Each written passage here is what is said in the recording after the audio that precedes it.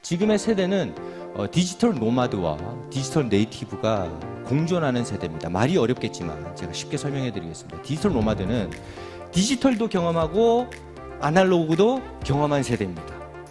그런데 디지털 네이티브는 태어날 때부터 이미 스마트폰을 쥐고 살아간 아이들이에요. 그러니까 제가 항상 드는 예인데, 우리 스마트폰 처음 나왔을 때 2살, 3살 이렇게 된 애들이 핸드폰 주면 이거 스크롤 하지 않습니까? 옆으로 넘기면서 우리가 뭐라 그랬죠? 야 봐라, 야 천재인갑다, 이거 넘기는 거 보소 하면서 막 자랑하고 이러잖아요. 근데 얘네들은 그냥 익숙한 거예요. 그냥 그런 환경에서 태어난 겁니다. 그러다 보니까 이 세대들은 이 넘기는 게 자연스러운 거예요. 구독과 좋아요도 할 판이라니까요. 이 MZ세대를 잡으려면 결국은 디지털 노마드도 적응할 수 있는 교회, 디지털 네이티브도 적응할 수 있는 교회를 만들어 가야 된다는 겁니다. 저는 2가지로 예를 들 수 있다고 생각하는데요. 하나는 블렌디드 월십입니다. 그러니까 여러 형식을 접목한 예배, 우리가 기존의 전통적인 지켜야 될 예배들이 있습니다. 그것들은 반드시 지켜가면서 또 다른 어떤 방향성으로 하나님을 만날 수 있는 기회가 있다면 그 방법들을 계속 만들어내고 계속 창출해내는 그런 교회가 앞으로는 각광을 받을 것이라는 것입니다. 그래서 앞으로의 교회는 온라인과 오프라인이 공존하는 교회, 그리고 현장의 만남이 온라인으로 성숙해질 수 있는 교회, 그리고 전통과 트렌드를 접목한 예배. 그러니까 트렌드적인 음악을 하는데 구성은 성가대인 겁니다. 그래서 모두가 공감하면서도 새로운 창조물들을 만들어낼 수 있는 이런 교회가 각광을 받게 될 거예요. 동래중앙교회 청년교회에서는 온라인 미니 수련회를 예로 좀 들 수가 있을 것 같아요. 저희가 이걸 왜 했냐면, 여름 수련회, 겨울 수련회 하면서 우리 청년들에게 어떤 수련회를 마련해 줄 수 있을까 생각하다가 계속 이렇게 교회가 문 닫았다 열었다, 조금 와라 많이 와라 이렇게 할 수밖에 없었잖아요.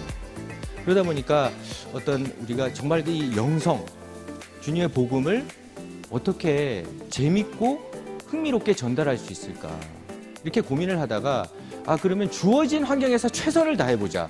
그래서 우리가 주로 수련회는 1박 2일 또는 2박 3일 하지 않습니까? 근데 저희는 6주를 했습니다.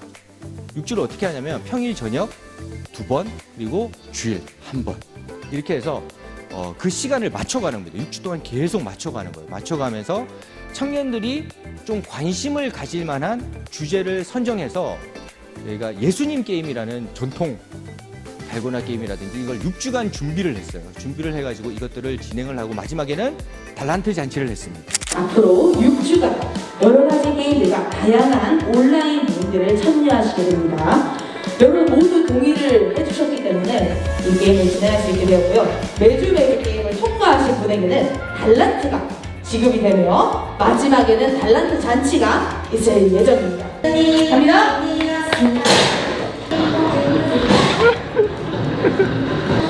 오케이! 30점만 1등! 준비하시고 그 책상을 펴고 자, 나오세요.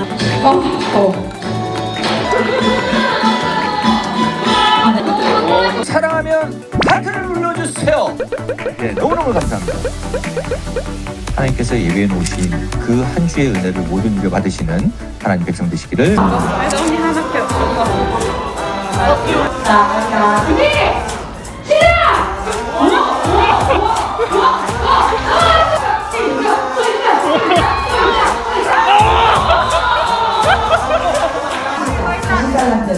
네, 감사합니다. 말씀드리겠습니다.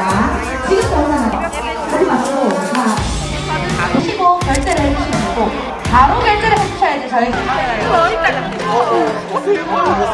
해주세요, 박재현 선생님. 열심히 했어요. 가위바위보! 가위바위보!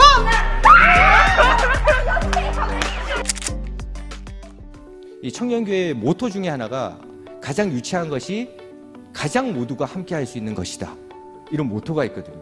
가장 쉬운 것이 가장 많은 사람들이 할 수 있는 것이니까 그런 생각을 가지고 사역을 이끌어가는데, 이 사역 이후로 정말 많은 것을 느꼈습니다. 왜냐하면 이 사역들을 하는데 결국 우리 청년들이 기도하고 말씀을 보고 말씀을 느끼고 묵상하는데 결국 반응하더라고요. 재미있는 교회의 컨텐츠들을 경험하면서 출석하기 시작하면서도 결국 복음을 따라가는 청년교회를 발견할 수가 있었습니다. 그리고 나서 우리가 꼭 해야 될 것이 온라인이 강화된 교회. 청년교회에서는 코로나 시절에 그 예배 시간을 대폭 좀 파격적으로 줄였습니다. 1시간 20분 정도 예배를 드렸는데 예배 전체 시간을 25분으로 줄였습니다. 여기에도 이유가 있는데 청년들을 만나보니까 우리 청년들의 고민 중에 하나가 목사님, 저는 코로나 걸리는 건 괜찮은데 어제 제가 어디 가고 그제 제가 어디 가고 이거 문자로 다른 사람들이 받아보는 건 못 참겠습니다 이러더라고요. 이해가 되더라고요. 그래서 생각한 게 뭐냐면 안전한 교회를 만들자.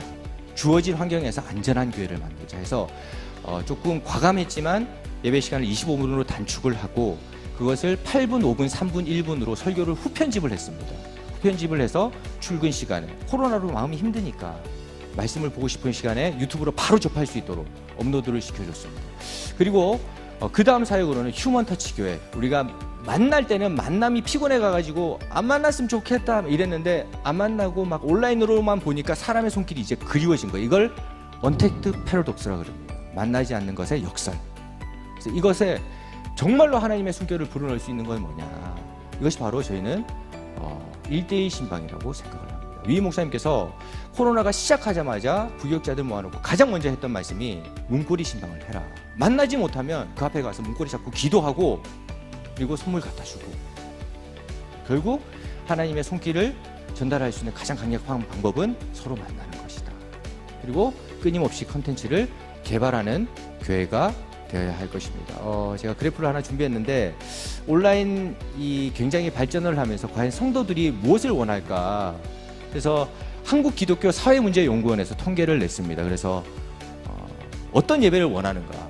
온라인 시스템이 구축이 되고 온라인 컨텐츠가 개발이 잘 된 교회가 필요합니다. 이것은 그대로 송출하는 것보다 그걸 좀 가공해서 조금이라도 어떤 수고를 거치더라도 받아들이기 쉬운 그릇으로 만들어서 전달해 줬으면 좋겠다. 이런 의지가 담겨 있다고 생각을 합니다. 청년교회에서는 계속해서 컨텐츠를 개발하고 있습니다. 위 목사님과 어떤 청년들의 고민들을 다루기 위해서 신앙 토크 콘서트를 진행을 하고 또 넌 헌재가 아니야 신앙 간증도 하고 여러 가지 데이들을 만들어 가지고 건강데이, 치얼업 데이 해서 청년들이 교회 왔을 때 어떤 즐거움과 기쁨과 함께 경건함을 느낄 수 있는 예배들을 만들어 가려고 노력을 했습니다. 함께 성장하는 교회, 저희 이제 청년교회가 사역을 하면서 100만 뷰 넘는 영상들이 꽤나 되거든요. 근데 이제 위 목사님께서 한 날 그런 말씀 하시더라고요. 교파와 상관없이 힘들 때는 나눠줘라. 필요한 곳이 있으면 나눠줘라. 예배드리지 못하는 곳이 있으면 예배드리게 만들어줘라. 이런 말씀을 하시더라고요. 그래서 저희가 저작권 무료 음악이라든지 최소한의 재정 1만 원을 가지고 온라인 예배를 어떻게 준비할 수 있는지 컨텐츠를 만들어 가지고 필요한 교회들에게 전달을 하는 이런 것들을 함께 진행을 했습니다. 시간이 다 돼가네요. 다가올 청년 세대를 맞이하며 다음 세대를 준비하는 우리는 씨를 뿌리는 자들 아닌가 이런 생각을 한번 해보게 됩니다. 비가 오나 눈이 오나 바람이 부나 태풍이 부나 열매 주실 그 하나님을 기대하고 반드시 우리와 함께 하실 그 하나님을 기대하는 마음으로 씨를 뿌려나간다면 하나님의 때에 하나님이 주실 가장 선하고 가장 귀한 것으로 우리에게 하나님의 열매와 신앙의 열매들을 만들어 주시지 않을까 그런 생각들을 해봅니다. 우리가 그 마음으로 씨를 뿌려 나가신다면 우리가 선을 행하되 낙심하지 말지니 때가 이름에 가장 선으로 거두게 하시리라. 그 말씀을 새일 행하실 그 하나님께서 우리의 인생과 우리의 가정과 우리의 교회와 이 열방에 하나님의 역사를 이루어 나가실 줄로 믿습니다. 감사합니다.